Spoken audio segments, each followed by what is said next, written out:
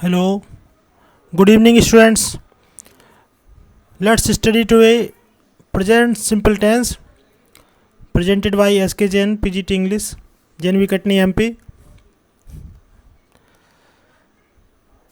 Now, before learning present simple tense, we must know what is called subject.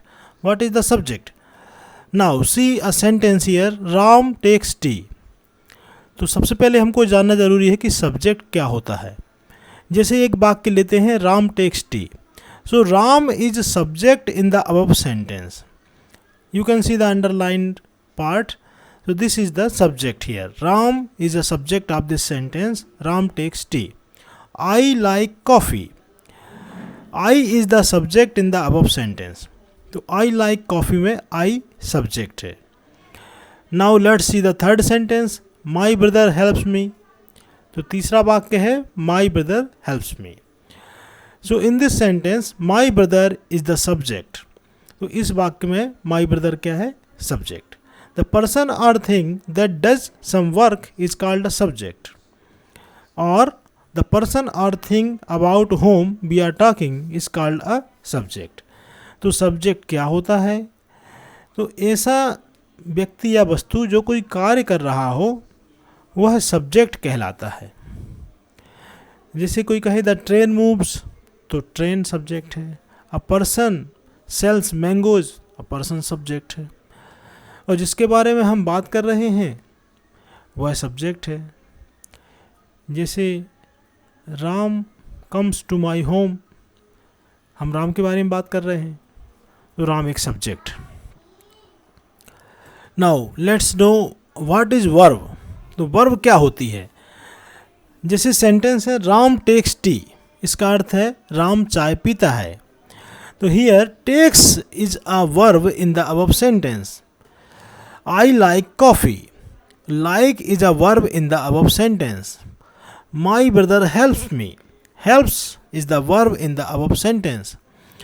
सो जो क्रिया है, यानी जो भी काम वह करता कर रहा है, जो सब्जेक्ट जिस काम को कर रहा है वह काम ही वर्ब है. जैसे आई लाइक कॉफ़ी, मैं कॉफ़ी पसंद करता हूँ, तो क्या करता हूँ? लाइक करता हूँ. तो लाइक एक वर्ब है. मेरा भाई मुझे हेल्प करता है, क्या करता है? हेल्प करता है. तो हेल्प जो है एक वर्ब है. हेल्प्स मी, मदद करना. अब तीसरी बात यह है कि what is object. Ram takes tea. Tea is an object in the above sentence. I like coffee. Coffee is an object in the above sentence. तो ऑब्जेक्ट क्या है? राम टेक्स टी यदि कोई सेंटेंस है तो उसमें टी ऑब्जेक्ट है. आई लाइक कॉफ़ी, इस सेंटेंस में कॉफ़ी ऑब्जेक्ट है. माई brother helps me, me is an object in the above sentence. तो इस वाक्य में मी ऑब्जेक्ट है. The person or thing on which some work is done is called object. ऐसा व्यक्ति या वस्तु जिस पे कोई कार्य होता है वह कहलाता है ऑब्जेक्ट. जैसे कि आई लाइक कॉफ़ी, मैं कॉफ़ी को पसंद करता हूँ, तो कॉफ़ी ऑब्जेक्ट है. राम टेक्स टी, तो वह किस वस्तु पे कार्य कर रहा है? किस वस्तु पे कार्य करता है?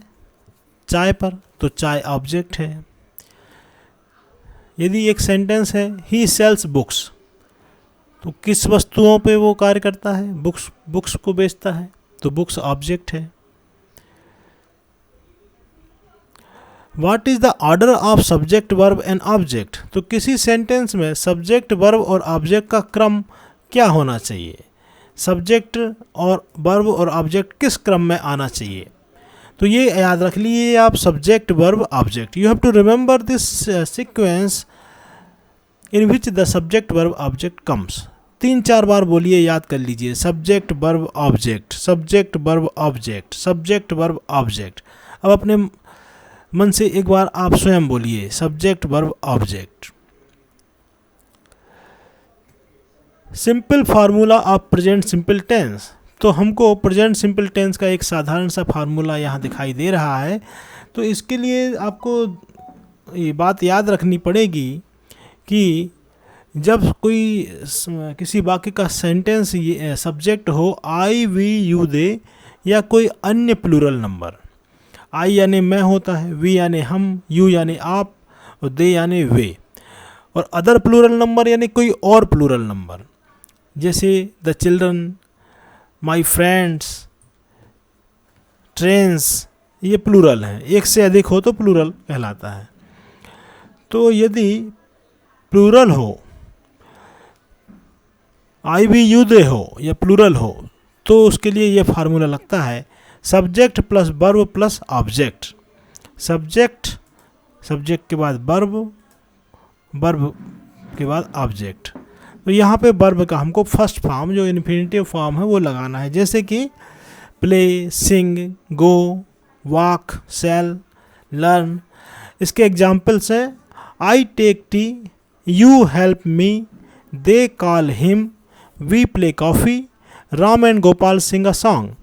यहाँ पे ये सबसे पहला जो शब्द लिखा हुआ है ये सब्जेक्ट है, बीच में वर्ब है और ये ऑब्जेक्ट। ये सब्जेक्ट, ये वर्ब, ये ऑब्जेक्ट, ये सब्जेक्ट, ये वर्ब, ये ऑब्जेक्ट। तो दे सब्जेक्ट हो गया, कॉल वर्ब हो गई और him object. We play hockey, Ram and Gopal sing a song. अब देखिए एक और फार्मूला इसमें तब लगता है जबकि सब्जेक्ट ये हो, ही, सी, इट या अदर सिंगुलर नंबर।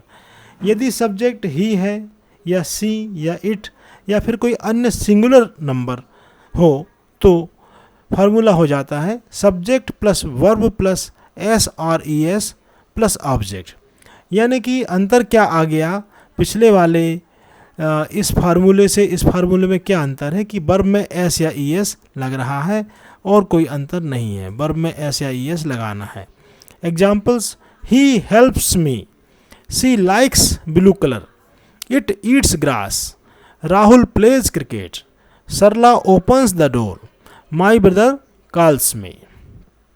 तो ये ध्यान रखेंगे कि फार्मूला इन 3-4 सब्जेक्ट के लिए ये वाला फार्मूला, इन 3-4-5 ऑब्जेक्ट सब्जेक्ट के लिए ये वाला फार्मूला लगता है। एक्सरसाइज देखिए, इसको अंग्रेजी में ट्रांसलेट करना है। मैं आम खाता हूँ, तो इसमें सब्जेक्ट क्या है, काम करने वाला मैं है तो ये सब्जेक्ट हो गया, और क्रिया क्या हो रही है, खाने की क्रिया हो रही है तो ये वर्ब हो गई, और ये है ऑब्जेक्ट। तो इसमें आंसर क्या हो जाएगा, सब्जेक्ट, ठीक है, फिर वर्ब, फिर ऑब्जेक्ट। सिंगुलर एक मैंगो है तो आ लगा देंगे, यदि मैंगो अधिक है तो आ नहीं लगाएंगे, मैंगोज लिख देंगे। दूसरी एक्सरसाइज देखिए, ट्रांसलेट इन इंग्लिश, हम आम खाते हैं। अब हम के लिए क्या शब्द है अंग्रेजी में, वो है वी, तो वी लिख देंगे, और खाते हैं तो ईट है ना, और मैंगोज, वी ईट मैंगोज। इस तरह से हम सेंटेंस बना लेते हैं। अब तीसरा देखिए,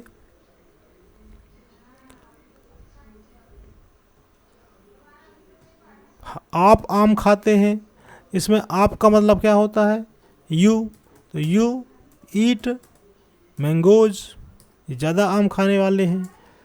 यदि एक आम खाते तो अ मैंगो लिख देते।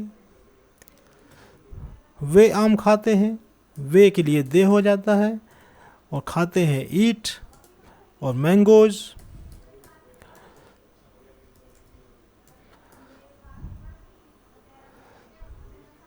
अब देखिए, अजय और श्याम आम खाते हैं, तो उसका क्या हो जाएगा, Ajay and Shyam eat mangoes. मेरे दोस्त आम खाते हैं, माई फ्रेंड्स ईट मैंगोज। अब देखिए examples of present simple tense, I take tea, we play football, you sing a song, they buy a ball, my friends call me, Rahul and Deepak study English. अभी आपके लिए एक्सरसाइज है, इसको comment box में आपको लिखना है इसका आंसर, और देखते हैं कौन कौन लोग आंसर देते हैं। इन सभी का आंसर आपको कमेंट बॉक्स में लिखना है, पॉज करके लिख सकते हैं। फिर से देखिए, he takes tea, she plays football, it sings a song, Rahul buys a ball, my friend calls me, Deepika studies English. यहाँ पे सिंगुलर है और ही सी इट है, इसलिए वर्ब में एस लगाया गया है। तो वीडियो में आपको कैसा लगा, समझ में आया कि नहीं, ये कमेंट बॉक्स में ज़रूर लिखें और लाइक करें, सब्सक्राइब शेयर करें। Thank you.